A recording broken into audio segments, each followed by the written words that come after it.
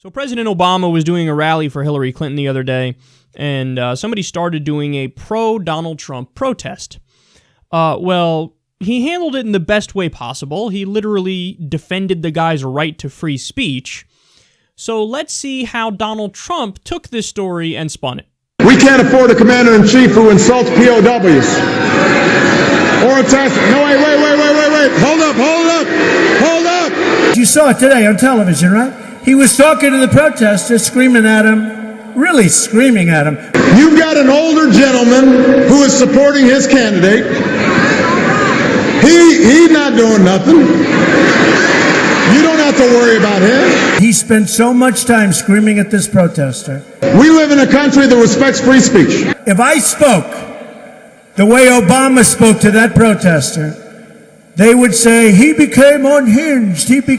Second of all, it looks like maybe he might have served in our military, and we got to respect that. Frankly, it was a disgrace. Third of all, he was elderly, and we got to respect our elders. Yeah, that's fucking incredible, man. It's scary, actually, to see somebody lie that brazen. Don, it's on tape. But that's the thing is, he's gotten used to doing this thing where he just overrides it with his confidence and his arrogance. Where, actually Sam Harris said it best. Where when he said, when I listen to Donald Trump talk, it's nothing but somebody trying to create an aura, the aura of false confidence. So he's like building this alternate reality around himself as he talks, where even if you come in with the facts and you say, oh, look, here, man, see, you're actually factually wrong about that. No, I'm not, no, just no. No, I'm right about it. Okay, no, but we have the thing that proves you wrong. No. It's on tape. Obama's saying, hey, we believe in free speech. Hey, calm down now. Don't go crazy. This guy was a veteran. This guy's an elder. We got to respect our elders. We're a country that believes in the First Amendment. Yada. No, he was screaming at him. He was unhinged. It was unbelievable. Let me just tell you. I have to just tell you. Believe me. Tremendous. So, and it's not just this issue. So this is just, it's super clear because you see it back to back and it's incredible to watch. But, I mean, look, also, I saw it. When it really first occurred to me, like, oh, we're dealing with a pathological liar here, was Libya. Because, so there's tape of him in his office, a YouTube video he posted, where the whole point of the YouTube video was him saying, I want to do intervention in Libya and I want to topple Gaddafi, that's the right thing to do. Then during one of the primary debates, him and Ted Cruz were having a back and forth. And Ted Cruz said he supported intervention in Libya. And Donald Trump was like, Libya? Me? Libya? I never even spoke about that. And he said it in a way that was so confident that you're thinking, I believe him, number one. Number two, he believes him. But that's what a pathological liar is. You make yourself believe your own bullshit.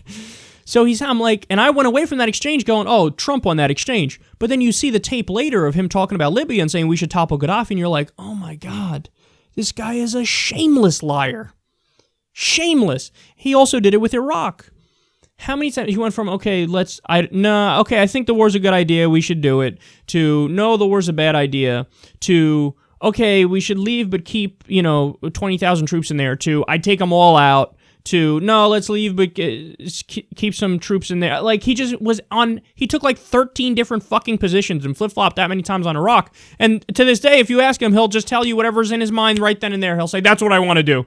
Yeah, no, we should have left. We should have never went in there. And he also just contradicts himself today within the same fucking sentence. He'll say, we shouldn't have gone in.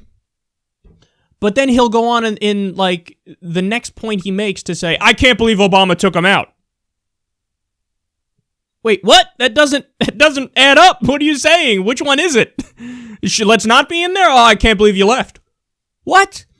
So it's so scary to watch. And then furthermore, the John Miller story, other people downplayed it. I actually thought it was an important story because it showed you the kind of guy he is. For those of you who don't remember, Donald Trump, back when he was much less famous, he would call different, newspapers and tabloids, and he would pretend to be his own publicist. And he had a name. Sometimes he'd say John Miller. Sometimes he had different names. John Barron, I think, was one of them.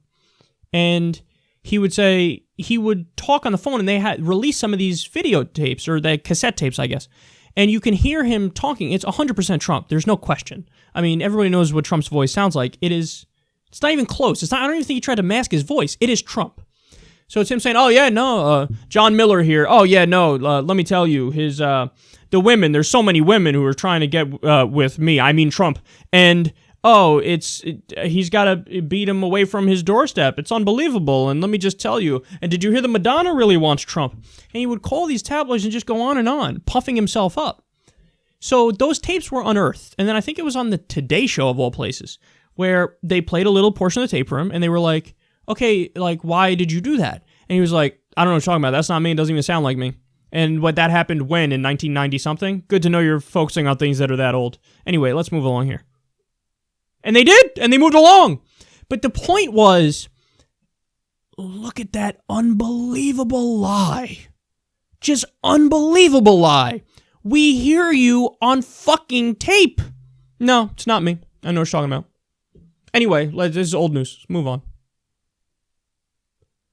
So that tells you something about the kind of person he is. Now, I don't want anybody to misunderstand what I'm saying. Hillary Clinton, we just did a story of her being a shameless liar also. So I'm on that too, man. I'm on that too. We played the compilations of her saying, I'm for the Columbia Free Trade Deal, I'm against the Columbia Free Trade Deal, and on every issue. I'm against gay marriage, I'm for gay marriage.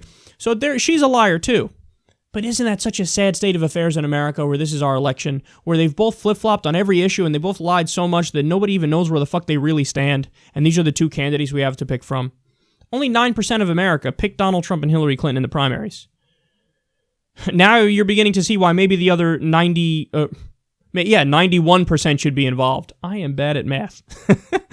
But yes, now you begin to see, well, maybe everybody should have picked, and then we wouldn't have these disastrous candidates, and maybe we should get the money out of politics, and we wouldn't have these two disastrous candidates.